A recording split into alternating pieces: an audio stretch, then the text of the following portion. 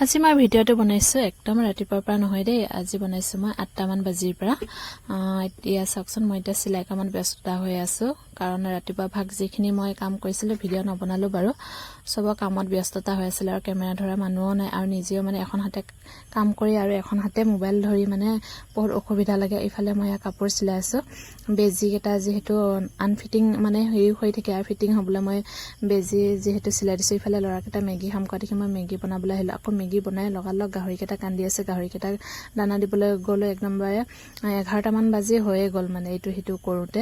আৰু গাহৰিকেটা ধুমাধুমকে দানা পানী দি লৈছো আৰু যেহেতু বহুত গৰম মাৰিছে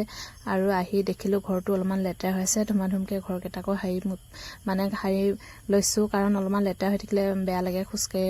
সেইটো কাৰণে সাফা কৰি লৈছো আৰু ইফালে কাপোৰ ৰাতিপুৱাই মই ধুই দিছিলো কাপোৰ ধুৱাই লৰাকেটা মানে স্কুল যেহেতু খুলিব আৰু ধুই থোৱাই আছিল অলপমান লেতেৰা আছে আৰু এবাৰ মই ধুই দিছো আৰু ধুমাধুমকে আহিলো ইয়া উদঙিয়া ঘৰ এটা আছে আমাৰ উদঙিয়া ঘৰটো মানে অলপমান লেতেৰা হৈছে চৰাইবোৰ আহি ইয়াতে মানে গাটো কুলি থাকে হেতু কাৰণে অলপমান সাফ চিকুণ কৰি ৰাখি থৈছো যেহেতু কোনোবা আহিলে ঘপকে বহিব পাৰা হয় যে যাতে ইফালে আকৌ ধুমাধুম সন্ধিয়াই হৈ গ'ল সন্ধিয়া পৰত আকৌ ভাত মানে বহাই দিছো আমি আকৌ চৌকাঠে বনাওতে আকৌ ইফালে ভাতৰ জুই দি থৈ আহি চাওকচোন মই ব্লাউজৰ মানে খুবকেটা লগা নাছিলো আজি সিলাইছো দুইখন ব্লাউজ মানে বহুত কামৰ আজি ব্যস্ততা মাজতে এই দুখন আজি আৰু এখন হৈছে যোৱাকালি সিলা একেটা ব্লাউজকে দেখুৱাই থাকিব বুলি আপোনালোকে ক'বৰ কাৰণে অলপমান দেখুৱাই দিছো তিনিখন ব্লাউজ আৰু যেহেতু ইয়া একে কালাৰৰে আৰু আছে